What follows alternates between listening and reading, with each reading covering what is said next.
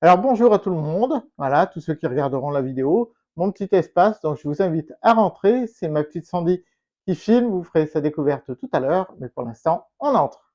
Allez,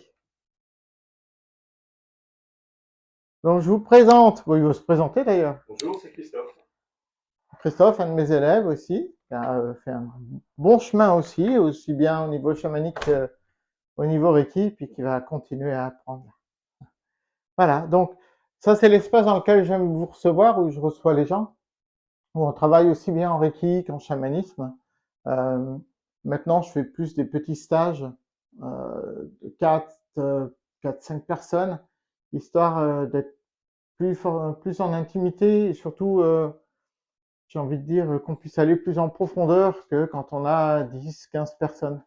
Bien que 15 personnes, c'est bien aussi pour l'effet de groupe. Mais voilà, ce sont des choix qui vont aussi avec ma santé, hein, donc voilà, j'ai rien à cacher de ce côté-là. Donc voilà un petit peu, donc Sandy fait le petit tour, et puis petit à petit, ben, on vous présentera les autres activités, que ce soit les tambours, les bols. Et là, nous allons commencer par la pratique du Reiki, qui est une pratique extrêmement importante, qui permet d'apprendre le toucher, avoir un toucher juste. Souvent, on oublie dans le Reiki, on voit beaucoup de gens qui vont être au-dessus des gens, etc. Et ils ont oublié une chose très importante, c'est le healing touch, c'est-à-dire en fait le toucher guérisseur. On sait tous que le toucher guérisseur, une maman a forcément le toucher guérisseur parce que quand un enfant va se blesser, il va aller voir, il va aller voir maman, pas forcément papa, en 90% des cas ce sera maman. Et maman, qu'est-ce qu'elle va faire? Elle va mettre sa petite main sur le bobo, ou elle va faire un bisou ou quelque chose, mais il va y avoir un toucher qui va être rassurant. Et donc par conséquent, le toucher. La prise de contact est hyper importante. Et il faut savoir la faire, il ne faut pas être envahissant. Euh, donc c'est toute une approche qu'il faut savoir faire, qui est très très importante. Voilà. Donc ces préceptes ne sont pas des règles à suivre, ce sont des repères, des idées sur lesquelles on peut s'accrocher, qui sont solides et qu'on va étudier maintenant. Alors, il y en a 5, donc juste aujourd'hui, ne te mets pas en colère, juste aujourd'hui, ne te fais pas de soucis. Donc, voilà, c'est des... voilà, je vois déjà. Honore tes ancêtres, tes maîtres, tes aînés, gagne ta vie honnêtement et montre de la gratitude envers tout ce qui vit. Ce sont des repères, des idées pour avancer. La première chose, c'est le juste aujourd'hui qui nous ramène à ce qu'on est aujourd'hui. Hier, c'est le passé, donc on ne peut pas s'attacher, on ne peut pas vouloir changer le passé parce que le passé est le passé, et donc on n'a pas de moyen de le changer. À moins que vous ayez une machine à remonter le temps, mais en l'occurrence, j'en connais pas. Et même, ça serait peut-être pas possible. Donc déjà, se contenter d'aujourd'hui. Essayer d'être mieux aujourd'hui qu'hier, et faire en sorte que peut-être demain, on sera encore meilleur que ce qu'on a été aujourd'hui. Alors, la colère, c'est un grand thème. Euh, Si une personne vous met en colère, ce n'est pas forcément elle la responsable. C'est qu'il y a de la colère en vous. Sinon, qui lui aurait répondu? La colère, on répond à la colère parce qu'on a de la colère en soi. Sinon, on ne répond pas. La colère, c'est une énergie puissante qui se traduit donc par de l'agressivité, de la violence. Elle est particulièrement destructive, tant pour les autres que pour soi-même. C'est une énergie tellement puissante qu'elle domine la raison. J'aurais peut-être dû écrire l'inverse d'ailleurs. Elle est tant destructive pour nous-mêmes, pour soi-même, que pour les autres. Parce qu'en fait, tout commence de soi. C'est-à-dire que même si la colère, elle est extérieure, d'un élément extérieur, où on vient vous crier dessus, etc., vous lui répondez par la colère. Si vous lui répondez par la colère, c'est que ça a commencé par vous. La colère répond à la colère. C'est une énergie puissante qu'elle domine la raison. Hein, ça, c'est important de comprendre ça. C'est-à-dire que la personne qui vient vous harceler, ou même si vous amenez de la colère, c'est plus vous. En fait, la raison, elle n'existe plus. Vous êtes dominé par la colère. Oui, parce que les gens, quand ils viennent s'excuser après, ils disent mes paroles ont dépassé mes pensées. Voilà, Ils se sont trouvés emportés c'est plus ça. loin que Plus loin que ce la, qu'ils auraient dû la être nature. normalement. Donc, en fait, on a vraiment ça. On a cet esprit dominateur de cette énergie qui est la colère. Donc, c'est une forme de domination. Vous vous êtes laissé dominer par. Et dans l'idée, dans la vie, on a deux façons de vivre. Soit on crée, soit on est dominé. C'est les deux façons de vivre. Donc, la colère, si vous passez dans la colère, vous n'êtes plus dans la création. Vous êtes dans la domination. Vous avez été dominé par. OK? Très important cette idée parce que il y avait j'ai regardé un reportage, c'était intéressant, sur un jeune moine bouddhiste qui accueillait les, les gens qui venaient dans le temple, etc. Et il expliquait, il disait souvent je réponds pas quand on me parle. Parce qu'il me dit en fait, moi ce qui m'intéresse c'est de parler aux gens, pas parler à leur colère. Donc il disait que quand il y a des gens comme ça qui arrivent, ils ont mis un certain temps, et on peut comprendre ça. Il y a peut-être eu des files d'attente, machin. Ils sont énervés toute la journée. Et ça a monté, ils ont alimenté cette colère. Encore une fois, on retombe sur cette idée d'alimenter. Loup blanc, loup noir. J'alimente. Lequel j'alimente? Mais des fois, ça peut être compréhensif.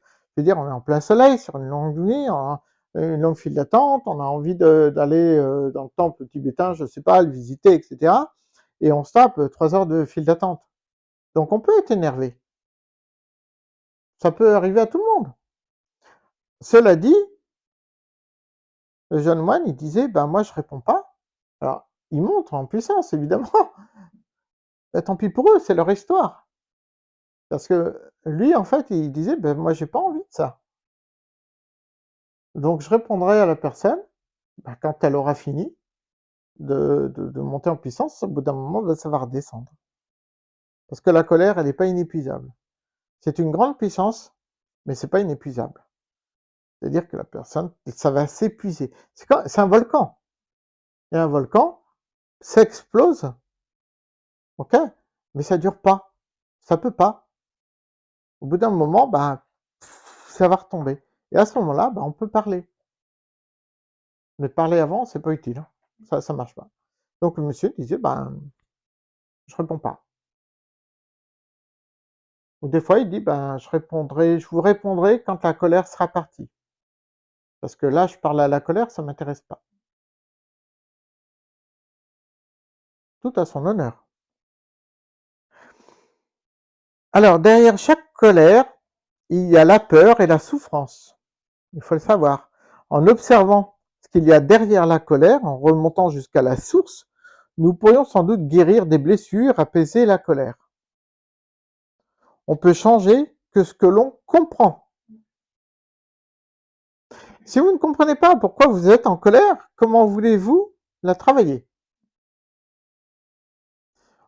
On dit souvent tout ce qu'on pratique, c'est à l'instinct, l'instinct doit être... Oui, oui, l'instinct il doit être là, mais pas que, parce qu'on ne travaille pas qu'à l'instinct, c'est pas vrai. Le CF, la folie de Merlin, ça c'est un truc que j'expliquerai peut-être dans une vidéo, l'histoire de l'intuition. L'intuition et la folie de Merlin, c'est très drôle, hein, vous verrez. Donc, on ne peut pas se fier qu'à notre instinct, parce que vous allez vous planter autant que si vous fiez qu'au mental. Encore une fois, c'est un équilibre. On joue sur l'équilibre. Donc, le but, c'est de rechercher cet équilibre. C'est-à-dire que à partir du moment où vous entrez dans cette colère, vous devriez être capable de vous dire qu'est-ce qui l'a alimenté. D'où on revient à ce qu'on disait, méditer le soir pour comprendre. Parce que sur l'instant, vous n'êtes plus en capacité, vous êtes dominé par. Donc vous n'êtes plus en capacité de comprendre, puisque ce n'est plus vous, vous êtes hors de vous. Donc là, il n'y a plus moyen. En revanche, le soir, c'est dire, waouh, waouh, waouh, qu'est-ce que j'ai fait? Pourquoi j'ai fait ça? Qu'est-ce qui a été touché? Qu'est-ce que ça m'a... Sur quoi on a touché, en fait, parce que si cette émotion, si cette peur ou cet ego est là, et qui est une révolte de l'ego, on va y voir, et ben c'est peut-être que y a quelque chose chez moi qui est sensible à ça et qu'on est venu toucher et que je me suis défendu. J'ai mordu le premier. Mais en fait, peut-être que si je travaille ça, peut-être que la prochaine fois qu'on viendra toucher ça, je ne mordrai pas. Ou je saurais me défendre peut-être d'une autre façon. Puis à force de le travailler, peut-être qu'il n'y aura plus rien à défendre, parce que ça aura été travaillé. D'accord? Donc ça, c'est des choses importantes. L'autre chose, c'est qu'on dit souvent, oui, il ne faut pas se mettre en colère, etc., etc., etc. Alors, se mettre en colère, c'est pas bon, on l'a vu, mais n'empêche que refouler sa colère, c'est pas bon non plus. C'est-à-dire que si vous avez de la colère et que vous ne savez pas l'exprimer, alors après, il y a différentes façons d'exprimer une colère. Vous pouvez le dire, vous pouvez l'exprimer, je suis en colère parce que voilà, il se passe quelque chose et ça me met en colère. C'est un droit que vous avez. Il ne faut pas la refouler en disant mais non, ça me fait rien, et puis en fait, à l'intérieur de vous, ça bouillonne. Et ça non plus, c'est pas bon. Refouler une colère, c'est la transformer en rage. Donc la colère, c'est une révolte de l'ego qui se sent contrarié, offensé. Et il le manifeste. C'est un cri, une demande de reconnaissance. Voilà. Donc souvent, c'est ça qui est touché. Donc, si vous refoulez la colère, vous allez créer un barrage et l'énergie va s'accumuler derrière ce barrage jusqu'au moment où il va céder. Et là, ça va être pire que tout. Donc, refouler sa colère, c'est pas bien. Être dominé par la colère, ça ne l'est pas non plus. Mais en revanche, vous êtes en droit d'exprimer votre colère. Et après, apprendre à travailler sur la blessure qui en découle. D'accord? Donc, travailler sur sa colère, c'est évoluer face à ses émotions les plus fortes. Être capable d'observer. Encore une fois, on revient sur ça, sur cette idée d'observation. Je vous ai dit, l'observation, c'est 80%, 90% de l'enseignement. Si vous ne savez pas observer, vous ne savez pas transmettre.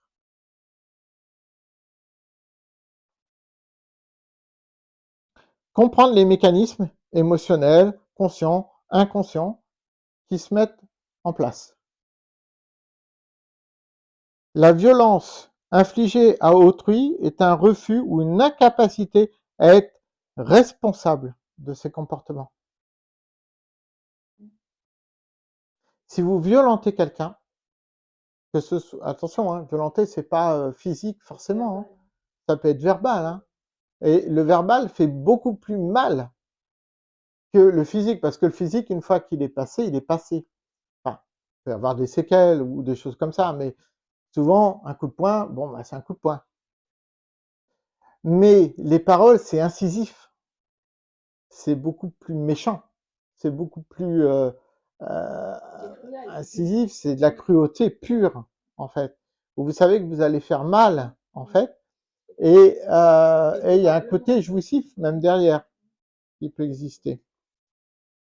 Alors, c'est ce genre de choses, en fait, cette colère qui est vraiment infligée à autrui, cette espèce de méchanceté qui est infligée à autrui, c'est une incapacité à être responsable de ses actes. C'est-à-dire qu'en fait, toi, tu n'es pas responsable, tu n'es pas capable d'être responsable de tes propres actes. Parce que si tu infliges ça à quelqu'un, c'est une méchanceté gratuite, c'est vraiment de la cruauté. Ça veut dire que quelque part, bah, toi, tu peux pas assumer ce qui se passe. Tu n'es pas en capacité d'assumer ce qui se passe. Et c'est embêtant si tu n'es pas capable d'assumer ce qui se passe de tes propres actes, pas capable d'assumer tes propres actes. C'est grave. Donc tu le fais subir à autrui.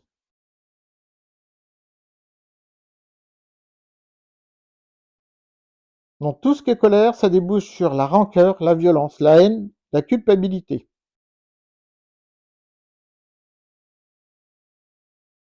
Donc la colère, c'est aussi l'impossibilité à se donner à soi-même de l'amour.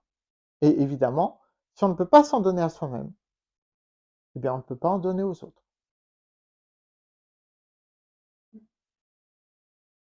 Il y a une chose sur laquelle je mets un point très important, vous le savez, c'est cette phrase-là, la compréhension amène à l'acceptation, l'acceptation amène à la guérison. Ces trois étapes, on ne peut pas guérir si on ne comprend pas. Mais la compréhension, c'est une étape.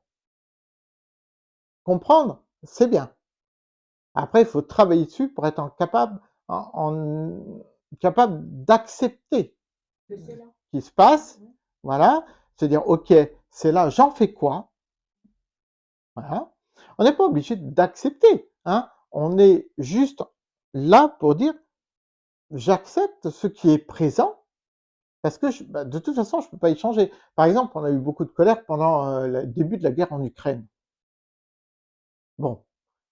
Mais combien de gens ont vraiment compris ce qui se passait? Entre les médias, ce qu'ils racontent, etc. Mais pour comprendre ce qui se passe, il faut avoir une culture, déjà, de la Russie, de l'Ukraine, de tous ces pays. Il faut avoir une culture de l'histoire. Combien nous sommes de personnes à avoir cette culture? Moi, je ne l'ai pas. Et là, on revient sur l'effet Kruger du début. C'est-à-dire que les gens vont faire des trucs, vont dire des choses, alors qu'ils n'ont pas la compréhension de cette histoire de la Russie. De quoi je me mêle? Vous ne savez pas, taisez-vous. Vous ne savez pas. Donc du coup, ils vont alimenter cette colère. C'est tout. Alors, qu'un historien vienne nous expliquer vraiment ce qui s'est passé en Russie, ce qui s'est passé en Ukraine, toute l'histoire qui traîne entre ces deux pays, etc., là, ça peut devenir intéressant. Là, ça peut devenir vous aider à comprendre. Mais c'est pas parce que vous avez compris que vous acceptez forcément ce qui s'y passe. Voilà. C'est en revanche, vous êtes en capacité maintenant d'accueillir ce qui se passe parce que vous avez compris et que ce soit quelque chose de concret, de vrai.